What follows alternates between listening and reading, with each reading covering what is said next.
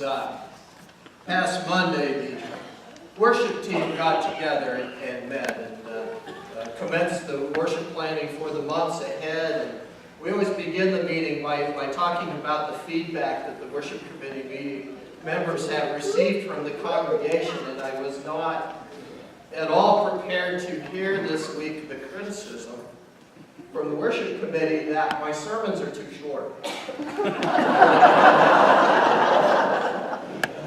So it is my intention to address that, but not today.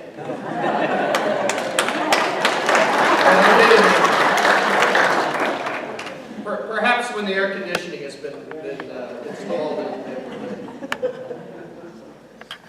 But it is a good day for us to be giving some thought to what kind of direction we might get about what it means to be a man. Not every male is a father, and not every father, as we have been reminded, is really a man. And sometimes, as we were talking out in the fellowship corner before worship, sometimes mothers are fathers too. So where do we turn for direction? We could go to television. How many of you are familiar with Mad Men? Anybody a Mad Men fan? Not very many. It's only been on for like 8 years, I think. See how you might not have caught it. Mad Men is a television show that takes us back to the days of the 1960s. I'm not even going to ask how many remember the 1960s. Thank you. Takes us back to the 1960s to the advertising industry in New York City. And the show takes place in an advertising firm there. And the men who are, and believe me, most of the characters are men, and if there are women, they're in kind of supplementary characters. The men are very chauvinistic. They drink a lot. They cheat on their wives if they have wives. If they have girlfriends, they cheat on them. And they don't really present for us a very good example of what it means to be a man. It wasn't a very good example in the 1960s. It's not a very good example for us today. But I think it's kind of interesting when I look at the Mad Men series in the advertising industry to remember back to a time, and not remembering back myself, but because of a book that I had become acquainted with. In the 1920s and 1930s, when the advertising industry really started growing and coming into its own, there was a fellow named Bruce Barton. And Bruce Barton wrote a book called The Man Nobody Knows. Now his take on the situation was he was kind of one of the early fathers of advertising. He was kind of one of the earlier fathers of the corporate model. And his notion was that one of the problems that the church and the Christian faith was facing at the time was that there were not enough men involved. Men weren't involved in the church. Men weren't involved sufficiently in their families' lives. Can you imagine people saying something like that today? So Barton's solution was that he thought that what needed to be done was kind of that Jesus needed a makeover. Maybe that's where the manicure kit and the grooming supplies came from, was Jesus feeling the need to have a makeover. Barton's thought was that the reason that men didn't really identify with Jesus was because the Gospels portrayed him as such a meek and mild character, that even in his greatest feat and his greatest example of meaning, he was passive rather than aggressive. And his notion was that what men really needed was a masculine, virile Jesus that would give men more of an example that we can follow. Can you give us that slide, Linda? So, some of that's still around today. The notion that what we really don't need is a Jesus who's meek and mild and exhibiting some of the so-called feminine characteristics, but a real man's man Jesus. And there's a whole bunch of these memes out here like that. So he wrote this book, and not only was Jesus more manly, but of course, as people often tend to do, he kind of creates Jesus in his own image. So Jesus, of course, in Barton's book, is a corporate executive of sorts. And the example that's given is that if you want to be a man and be in the corporate world, that you can also be a Christian. And that was the notion that he had at the time. Barton went on and became a member of Congress, which is scary in its own right. But he also gave us Betty Crocker. He was the guy who invented Betty Crocker. He was the guy who gave the name to General Electric and General Motors.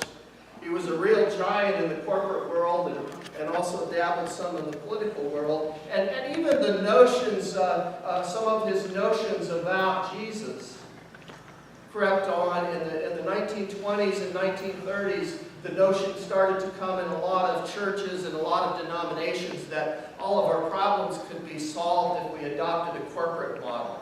That we tried to run churches more like corporations, and if ministers and pastors and others in the congregation would act more like executives and maybe a little less pastoral. Some of those messages are still with us today.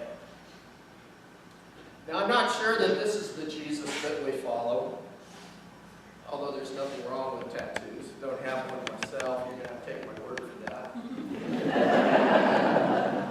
Not submitting to a search, although it's getting kind of warm, and that sounds kind of tempting. So we look to the Scripture today. We look to the passage from Luke's Gospel, and we might think on this day what kind of example Jesus sets for us in this story about what it means to be a man. Jesus has been invited to the house of a Pharisee. We remember the Pharisees were kind of the leaders of the ruling religious party at that time. And their notion was that the way to salvation was to very clearly and strictly and closely follow the laws that God had laid down in Deuteronomy and Leviticus and back then. And that your salvation could be assured by your keeping close to the rules. They were rule enforcers. And so Jesus was invited to go to Simon's house. And in the process of their having dinner, we remember at this time that a formal dinner like this, the men, and it wasn't the men and women were separated, at least they were supposed to be. Pam told us a different story. They would recline on one arm and eat with the other hand. And they would converse. It was kind of styled after the Greek tradition of the banquet. And they would talk about important things as men do, and probably have brandy and cigars afterwards. No, that was Mad Men. Sorry. On this particular occasion, as Pam was pointing out to us, a woman showed up. She wasn't even supposed to be in the room. But she shows up, nobody knew who she was, and she starts to anoint Jesus. Starts to anoint his feet. And Simon, being the good Pharisee that he was,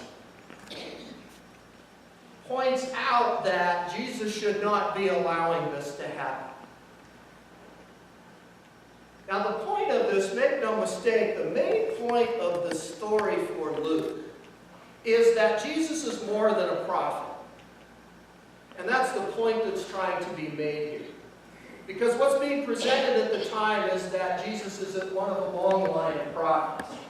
And so Simon, being the skeptic that he is, even though he's supposed to be the host and showing hospitality, he takes this opportunity to present a public criticism of Jesus. And so he says to anybody who's within earshot, you know, a real prophet would know what kind of woman this was. And he wouldn't put up with this. He wouldn't allow his feet to be anointed. In fact, he would be using his feet to kick her out the door.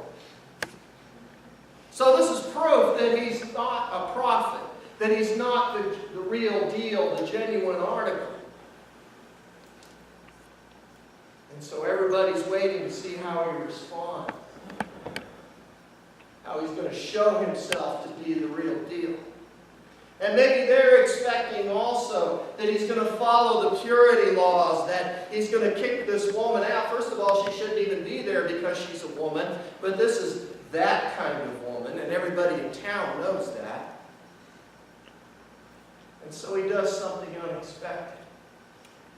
Instead of kicking her out the door, he tells her that her sins are forgiven. And that's what establishes that he's more than a prophet. That he not only assumes the power, but also has the courage publicly to say to this woman of sin that her sins are forgiven. So it's not the woman that gets the kick in the behind, it's actually the Pharisee. But Jesus doubles down.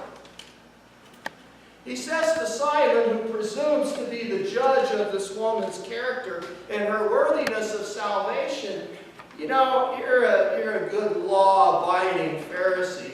You're good at pointing out to everybody else what they're supposed to be doing according to the law. Now let me remind you that the Scriptures say in far too many places that one of the obligations to be a good follower of God is that you are supposed to show hospitality. I walked in the door, you didn't even wash my feet. This woman's taking care of that for you. You didn't greet me with a kiss. This woman has done that for you, something you should have done by law. So he piles it on a little bit. He says to the Pharisee, maybe you ought to think before you start criticizing in public someone else's character, especially when your vulnerabilities are so clearly exhibited for all to see. And then we go on a little bit farther and we learn that there are in fact many women who travel with Jesus. And they not only traveled with Jesus and the rest of the disciples, but they also helped to support their ministry from whatever resources they had. And this, I would suggest to us on this Sunday morning, is an example that Jesus gives to men, especially, about what it means to be a real man.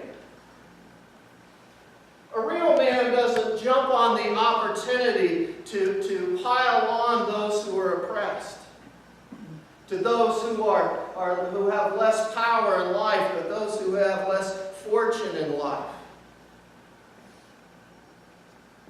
A real man doesn't call women names. An exemplary Christian man doesn't stand at his radio microphone like that. What was that radio host that a few months back was calling the woman that word that rhymes with blood?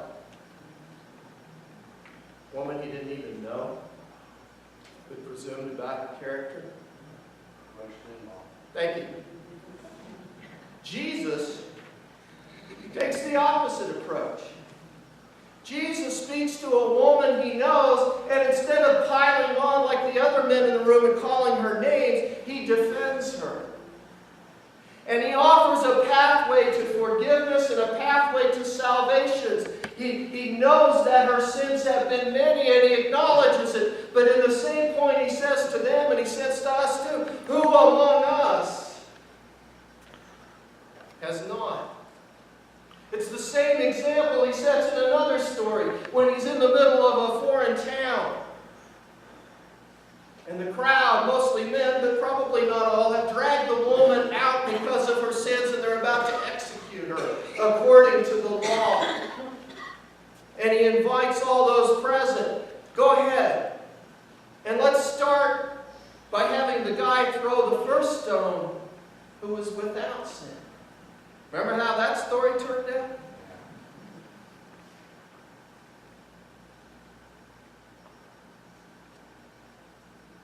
We have plenty of examples in our current culture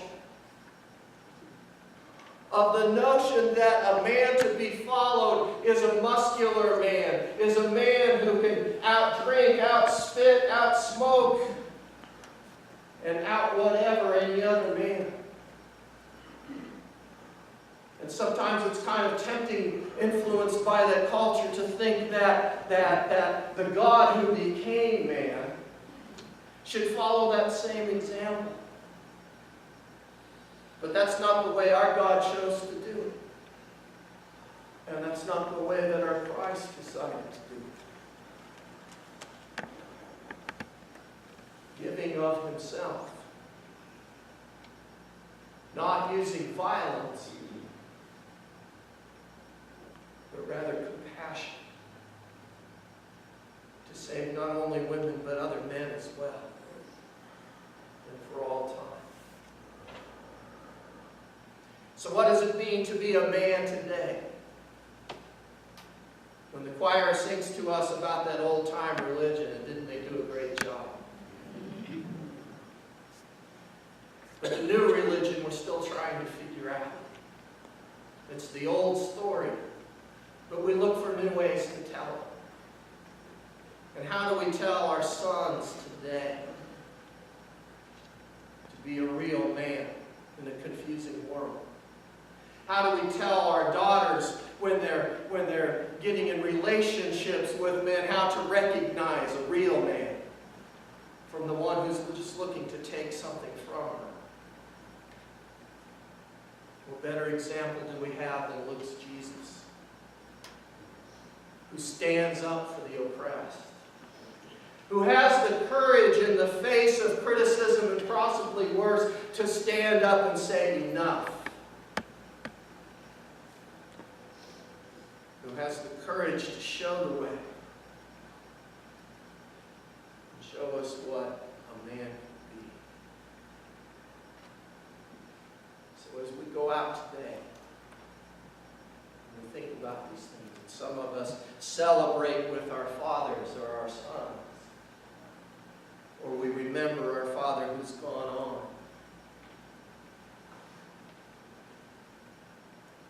we have someone that we can point to. Not on television, not from a book written 80, 90 years ago, but a Jesus and a Christ who showed the way and continues to do so. And for that gift and something we say thanks be to God.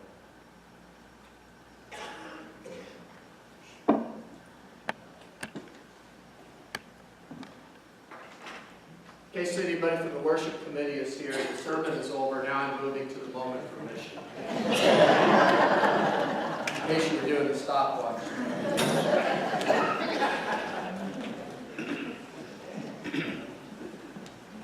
Our music program has traditionally been one of the stronger parts of our church. It provides not only opportunities for fellowship among people who take part, but it also helps us to enhance our worship, our corporate worship of God together. I mention this today because our choirs are beginning their summer hiatus. I'm not sure why we do that. I hear it's because it's the way we've always done it, which is the great liturgy of the church. But to recognize a few people, our accompanist, Karen. Is Karen back there? There she is.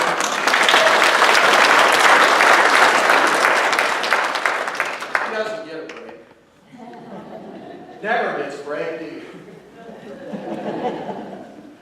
Our choir leader, Gina.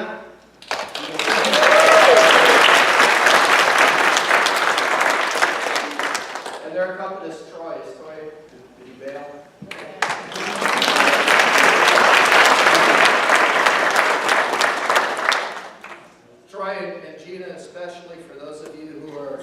members of the congregation know have stepped in over the last year and filled some big shoes and helped us to adjust to some of the many changes in our congregation. And you need to remember on Sunday mornings to give them thanks and lift them up. Members of the choir, those who are still around, who are you?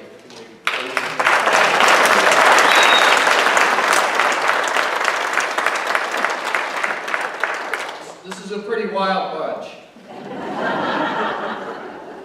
And they come in on Thursday nights and they practice their anthem for Sunday. They also get kind of a first peek at the hymns we'll be singing so that they can use their powerful voices to help us feel more confident in singing those hymns that we know so well.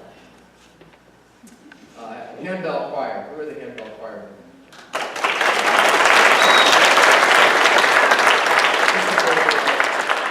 This is a resurgent handbell choir. They've been on hiatus for a while, and I think, Gina, you had never directed a handbell choir before. Is that right? You did a great job, and you had good material to work with. So thank you to the handbell choir. I mentioned all of this in the Moment for Mission for two reasons. One is because when we contribute our tithes and offerings during the time of offering, we help to support all of our music programs, getting the pianos tuned, paying some of the musicians, buying music, that sort of thing. The other reason I mention it is because during the hiatus, we're looking for volunteers during the week, either to provide special music or, as Julie did today, to be a song leader. And understand, you don't have to be a perfect pitch, perfect harmony song leader. In fact, sometimes that can be kind of a detriment because everybody wants to listen to you instead of singing. But there's a sign-up sheet back in the narthex in the fellowship corner if you're somebody who'd like to step up and take a chance on that, because the alternative is you have to listen to me lead sing. And that should be enough encouragement. So let's give thanks for all those who provide music, including ourselves. And let us now, as the diaconate rises, prepare to share our tithes and offerings in support of our music program and all of our